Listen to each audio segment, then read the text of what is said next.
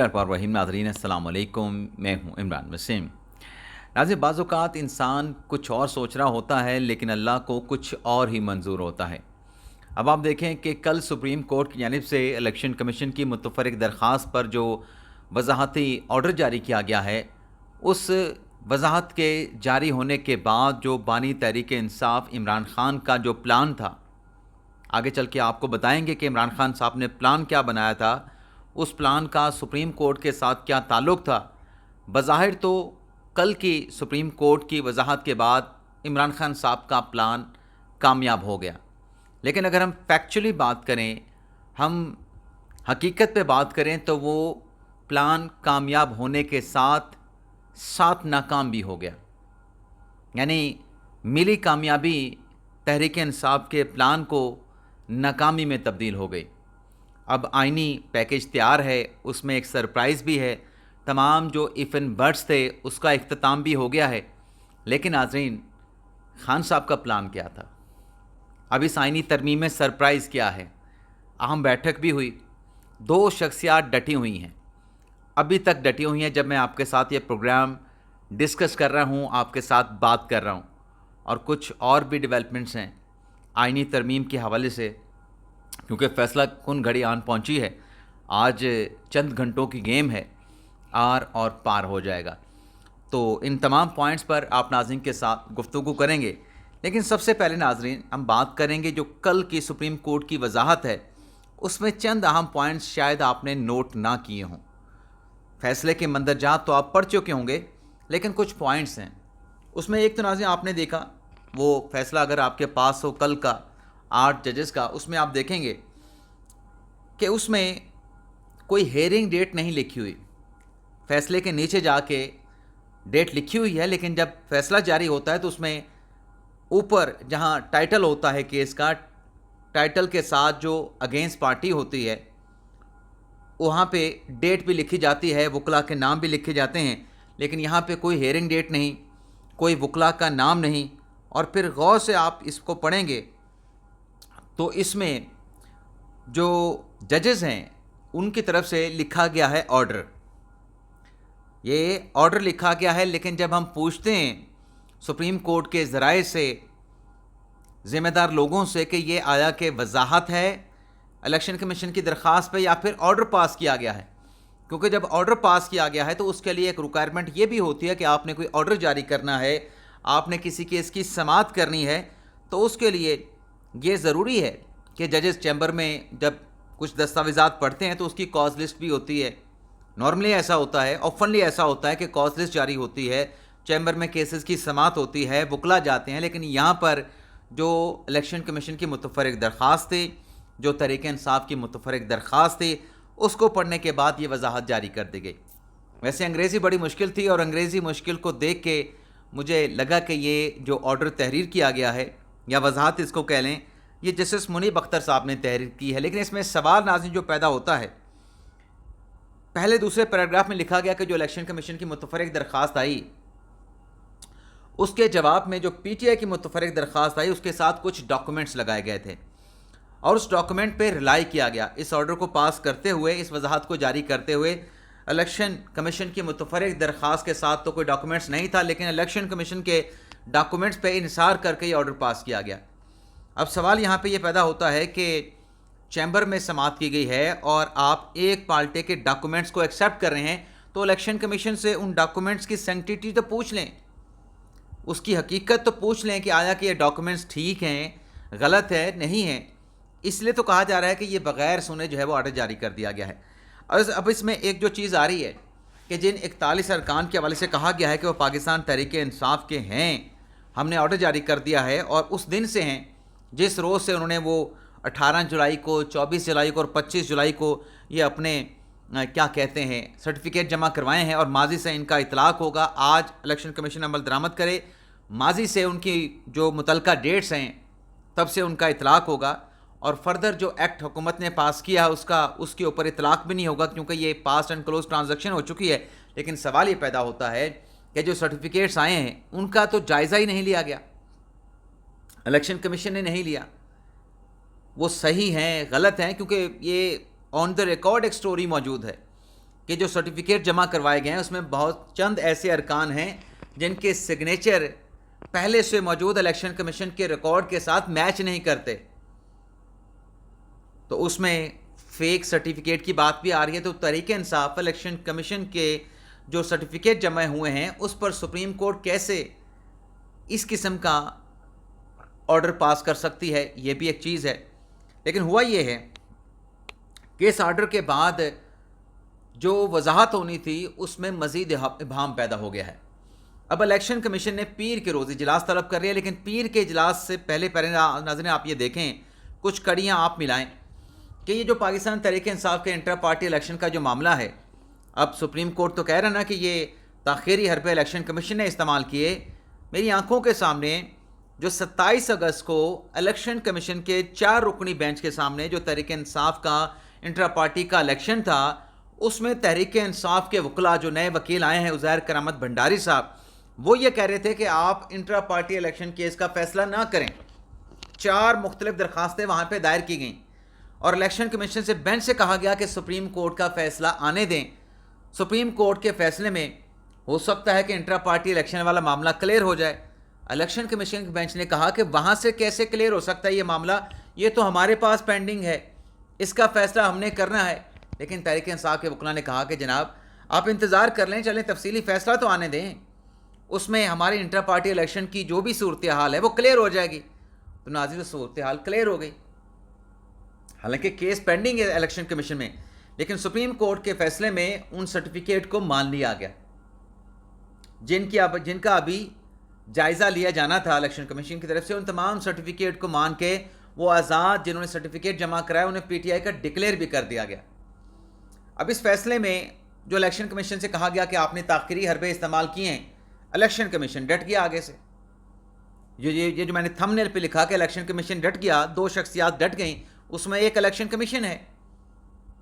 ذرائع سے خبر آئی ہے، اور ظاہر سی بات ہے ذرائع سے خبر آنی ہے تو چیف الیکشن کمیشن کی اپروول کے ساتھ آنی ہے۔ اس میں الیکشن کمیشن یہ کہہ رہا ہے کہ یہ تاخیر ہماری طرف سے نہیں ہوئی، یہ ملبہ ہماری ذات پہ نہ گرائیں، ہم نے تو 25 جولائی کو یہ درخواست دائر کر دی تھی وضاحت کے لیے، آپ نے کوئی 50 دنوں کے بعد یہ فیصلہ جاری کیا، یہ پینڈنگ رہی آپ کے پاس وضاحت کی اپلیکیشن، تاخیر تو آپ کی طرف سے ہوئی ہے، ہماری طرف سے نہیں ہوئی۔ اور پھر یہ بھی کہا گیا کہ الیکشن کمیشن ایک آئینی ادارہ ہے،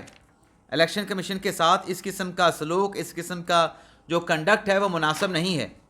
اور الیکشن کمیشن کے ذرائع کی طرف سے کہا گیا ہے کہ الیکشن کمیشن کسی دباؤ میں نہیں آئے گا، الیکشن کمیشن کسی دھمکی کو قبول نہیں کرے گا۔ یہ تاثر غلط ہے کہ الیکشن کمیشن نے پاکستان تحریک انصاف کے انٹر پارٹی الیکشن کو ایکسیپٹ کر لیا ہے، ہم نے نہیں ایکسیپٹ کیا۔ الیکشن کمیشن کے ذرائع کہہ رہے ہیں ہمارے پاس کیس ان کا پینڈنگ ہے، اور ہم بار بار الیکشن کمیشن تحریک انصاف کے وکلاء سے کہتے رہے کہ اپنا کیس چلائیں، تاخیری حربے تو تحریک انصاف والے خود استعمال کرتے رہے۔ اب پیر کو اجلاس ہونا ہے،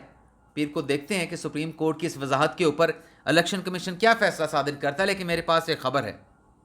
لیکن وہ خبر اس ولاگ سے متعلقہ نہیں ہے۔ لیکن ناظرین ایک اور شخصیت بھی ڈٹ گئی ہیں،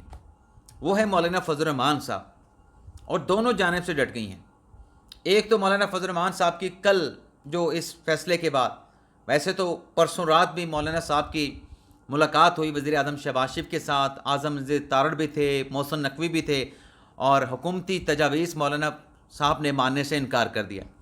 مولانا صاحب نے کہا کہ ایکسٹینشن نہیں دوں گا۔ مولانا صاحب نے کہا کہ ججز کی جو ریٹائرمنٹ ایج ہے اس میں اضافہ نہیں ہوگا۔ مولانا صاحب نے کہا کہ ان چیزوں سے ہٹ کے، کیونکہ حکومت کی کوشش یہ تھی، حکومتی ڈیلیگیشن کی کوشش یہ تھی، وزیر اعظم صاحب بھی مولانا صاحب کو یہ کہہ کے مناتے رہے کہ آپ ہماری تجاویز پہ آ جائیں، ہمارے پرپوزل پہ آ جائیں، لیکن مولانا صاحب نہیں مانے۔ پھر مولانا صاحب نے اپنی تجاویز دیں، اور اس پہ وزیر اعظم نے کہا کہ ٹھیک ہے، ہم آپ کی تجاویز پہ بیٹھ کے آپ کی لیگل ٹیم کے ساتھ بات کر لیتے ہیں، اپنی لیگل ٹیم کو، اپنے قانونی ماہرین کو بلائیں، ہمارے وزیر قانون کے ساتھ بیٹھ جائیں۔ تو رات گئے مولانا کی لیگل ٹیم حکومتی لیگل ٹیم کے ساتھ مشاورت بھی کرتے رہے، اور ذرائع یہ بتاتے ہیں کہ بہت سارے نکات کے اوپر اتفاق ہو چکا ہے، آلموسٹ تمام نکات کے اوپر اتفاق ہو چکا ہے۔ مولانا فضل الرحمان صاحب کے ساتھ ناظرین اتفاق کیا گیا ہے، جو چیزیں مولانا فضل الرحمان صاحب نے کہیں وہ تو ایکسٹینشن بھی نہیں اور ریٹائرمنٹ ایج میں اضافہ بھی نہیں۔ لیکن اب بات ناظرین جو آ رہی ہے، جو میں نے سرپرائز کا تھمبنیل پہ ذکر کیا ہے، اب اس میں کانسٹیٹیوشنل کورٹ بھی آ رہی ہے۔ اب کانسٹیٹیوشن کورٹ کا آنا ایک بہت بڑا سرپرائز ہے، کیونکہ یہ دیکھنا جو سپریم کورٹ نے وضاحت جاری کی ہے، اس کے بعد آپ دیکھیں نا کہ اس میں سپریم کورٹ نے یہ بھی ڈکلیئر کیا ہے کہ یہ پی ٹی آئی کے جو آزاد ارکان ہیں یہ نہ صرف پی ٹی آئی کے ہیں بلکہ پی ٹی آئی کی پارلیمانی پارٹی کے ممبر بھی بن گئے ہیں۔ تو یہ وضاحت میں یہ لکھنا 8 ججز کی طرف سے، اس کا مطلب یہ ہے کہ وہ جب پارلیمانی پارٹی کے ممبر بن گئے ہیں تو آئینی ترمیم میں وہ ووٹ نہیں کر سکتے۔ اگر وہ ووٹ کریں گے تو آرٹیکل 63 کا اطلاق اور وہ ڈسکوالیفائی کر جائیں گے۔ لیکن یہ جو آئینی ترمیم والی عدالت، مطلب آئینی عدالت بننے جا رہی ہے، یہ بنتی ہے پہلے تو ایک چیز یہ بھی آ رہی ہے کہ پیرالل سپریم کورٹ کے چیف جسٹس کی جو تعیناتی ہے وہ پینل سے ہوگی۔ قاضی فیصل صاحب 25 اکتوبر کو ریٹائرڈ ہو جائیں گے، گھر چلے جائیں گے، لیکن جو آئینی عدالت ہے اس کا ناظرین کانسیکوینس کیا ہوگا؟ جیسے سپریم کورٹ کے فیصلے میں کہا گیا کہ ہمارے فیصلے پر عمل درآمد نہ ہوا تو اس کے نتائج ہوں گے، آئینی عدالت بن گئی تو اس کے نتائج کیا ہوں گے؟ اس کا ناظرین نتیجہ یہ ہوگا آئینی عدالت بننے کا کہ جتنے بھی سپریم کورٹ میں کانسٹیٹیوشنل میٹر ہیں وہ سارے کے سارے آئینی ترمیم میں کہا جائے گا کہ فوری طور پہ کانسٹیٹیوشنل کورٹ میں ٹرانسفر ہو جائیں گے، اور سپریم کورٹ کا آئینی مقدمات کو سننے کا کوئی اختیار نہیں ہوگا۔ یعنی یہ آئینی ترمیم پاس ہو جاتی ہے، اس میں پی ٹی آئی کے وہ لوگ جو دعویٰ کیا جا رہا ہے حکومت کی طرف سے، کچھ اور کوارٹرز کی طرف سے، کہ 6 سے 7 ایسے ارکان ہیں جنہوں نے اپنے سرٹیفکیٹ الیکشن کمیشن میں جمع نہیں کرائے، انہوں نے اپنا آزاد والا سٹیٹس برقرار رکھا ہے، وہ ووٹ پول کر دیں گے، وہ ووٹ پول کریں گے، یہ حکومت کا دعویٰ ہے، تو ترمیم پاس ہو جائے گی۔ آج جیسا کہ 11:30 بجے قومی اسمبلی کا اجلاس بلایا گیا ہے، اس سے پہلے وزیر اعظم کابینہ سے اس کی منظوری لیں گے، متعلقہ کمیٹی میں معاملہ ڈسکس کیا جائے گا، پھر قومی اسمبلی میں پیش ہوگا، وہاں پہ تقریباً 2-2.5 گھنٹے کا یہ پروسیس ہے، کیونکہ 20-22 جو ترامیم ہے، ہو سکتا ہے کہ مولانا صاحب کی تجاویز کے بعد اس کی تعداد میں اضافہ ہو جائے، ایک ایک کر کے سب کی منظوری لینی ہے، تو 2-2.5 گھنٹے 11:30-12 بجے پروسیس شروع ہوگا، پھر 4 بجے سینٹ کا ایوان ہے، سینٹ کا اجلاس ہوگا، وہاں پر بھی 2-2.5 گھنٹے میں اس کی اپروول ہوگی۔ لیکن اگر آئینی کورٹ ناظرین بن جاتی ہے تو آپ کو بتا دیں کہ پھر اس آئینی ترمیم کو آپ سپریم کورٹ میں چیلنج نہیں کر سکتے۔ ہائی کورٹ میں تو چیلنج کریں گے، لیکن ہائی کورٹ سے اپیل جو ہے وہ سپریم کورٹ میں نہیں آئے گی، وہ پھر آئے گی کانسٹیٹیوشنل کورٹ میں۔ لیکن ہماری ہسٹری ہے کہ کبھی کانسٹیٹیوشنل امینڈمنٹ کو کسی عدالت کی جانب سے سیٹ اسائڈ نہیں کیا گیا، اور پارلیمنٹ کی جانب سے ان حالات میں آئینی ترمیم پاس کرنا اٹ سیلف ایک بہت بڑا پیغام ہوگا۔ تو آئینی ترمیم آئی تو یہ جو آرٹیکل 184(3) کا اختیار ہے آئینی مقدمات سننے کا، اور جو 100 موٹو کا سپریم کورٹ کا اختیار ہے، جو صوبوں کے مابین تنازعات ہوتے ہیں، یہ بھی آئینی معاملہ ہوتا ہے۔ آرٹیکل 187 ہو گیا، یہ جو صدارتی ریفرنس آتے ہیں کسی آئینی اور قانونی نقطے کی تشریح کے، اور اس طرح کے آئینی معاملات ہو گئے، وہ سارے پھر کانسٹیٹیوشنل کورٹ میں جائیں گے، اور آئینی ترمیم کو اگر کوئی چیلنج کرنے کے لیے سپریم کورٹ میں گیا تو وہاں پہ اس درخواست کی سنوائی نہیں ہوگی، کیونکہ سپریم کورٹ میں وہ مقدمات غیر متعلقہ ہو جائیں گے۔ وہ نازی مقدمہ ایسے ہی ہوگا سپریم کورٹ کے لیے کہ آپ کا کیس جو ہے وہ الیکشن ٹریبونل کا ہے، آپ دھاندلی کا الزام لگا رہے ہیں، لیکن دھاندلی کے خلاف آپ ریلیف حاصل کرنے کے لیے آپ سروسز ٹریبونل میں چلے جائیں، جو سرکاری ملازمین کے تنازعات کا فورم ہے، federal services tribunal, provincial services tribunal, آپ وہاں پہ چلے جائیں، تو یہ ساری چیزیں پھر ٹرانسفر ہو جائیں گی کانسٹیٹیوشنل کورٹ کو۔ اور اس میں یہ بھی ہوگا کہ آئین میں یہ واضح کر دیا جائے گا آئینی ترمیم کا نقطہ، اور اس میں یہ بھی کہا جائے گا کہ فردر اس کی جو کلیریفیکیشن ہے وہ قانون کے ذریعے کی جائے گی، تو کوئی ابہام بچے گا تو وہ قانون میں اس ابہام کو بھی دور کر دیا جائے گا، یعنی قانون سازی والا نقطہ حکومت اپنے ہاتھ میں رکھے گی۔ اور پھر آرٹیکل 63 والا فیصلہ ہو سکتا ہے کہ سب سے پہلے تو آرٹیکل 63 والے فیصلے کی حوالے سے ترمیم کی جائے، آرٹیکل 63(a) کی تشریح کر دی جائے، اس میں وضاحت کر دی جائے، ایکسپلینیشن کر دی جائے کہ نہیں ووٹ ڈلے گا تو ووٹ پھر شمار بھی ہوگا اور بندہ ڈسکوالیفائی کر جائے گا، یہ نہیں ہوگا، آئینی ترمیم میں واضح کر دیا جائے گا کہ ووٹ بھی نہ ڈالا جائے اور بندہ بھی ڈسکوالیفائی ہو جائے۔ اور اس کے ساتھ ساتھ ناظرین، اس میں جوڈیشل کمیشن اور پارلیمانی کمیٹی کو ایک کیا جائے گا، जजेस की अपॉइंटमेंट का तरीक़ाकार नए तरीके से नई बॉडी के पास होगा, उसमें पार्लियामेंट की बालादस्ती होगी। जजेस के ट्रांसफ़र वाला नुक्ता भी इसमें शामिल कर दिया जाएगा कि एक हाई कोर्ट से दूसरी हाई कोर्ट में जजेस ट्रांसफ़र हो सकें। वैसे कल जब हुकूमती डेलीगेशन बैठा था, मौलाना साहब के पास वज़ीर आज़म थे, अपना तारड़ साहब थे और मोहसिन नकवी साहब थे, तो पीटीआई के डेलीगेशन भी पहुंचा। जब उनको पता चला कि मौलाना साहब पहले से ही एंगेज हैं, तो फिर पीटीआई का डेलीगेशन वापस चला गया। लेकिन बाद में आए, जब हुकूमती वफ्द वहाँ से गया तो पीटीआई के डेलीगेशन वापस आया और मौलाना साहब के साथ तवील जो है वो मुलाकात की। और इस मुलाकात के बाद जब पीटीआई का डेलीगेशन वापस जा रहा था तो हादसों साथियों के साथ जो गुफ्तगू हुई, और उस गुफ्तगू में जो बॉडी लैंग्वेज तहरीक इंसाफ के लोगों की नज़र आ रही थी, वो कोई अच्छी नज़र नहीं आ रही थी। लेकिन ये पाकिस्तान है, आखिरी टाइम तक, आखिरी वक्त तक लोग राब्ते नहीं छोड़ते। लोग डटे रहते हैं कि शायद बात बन जाए, शायद बात बन जाए। लेकिन अब तक की सूरत ये है कि हुकूमत ने मौलाना साहब की तजावीज़ मान ली हैं। अब जो भी लेजिस्लेशन होनी है आइनी तरमीम की, वो मौलाना साहब की कहे के मुताबिक होंगी। और जो दूसरा मैंने कहा ना कि दो शख्सियात डट गई, उसमें एक चीफ इलेक्शन कमिश्नर और दूसरे मौलाना साहब हैं कि उन्होंने अपनी बातें मनवाई हैं। और ये रात गया जो बैठक हुई है, ये मौलाना साहब की हुकूमती डेलीगेशन के साथ हुई है।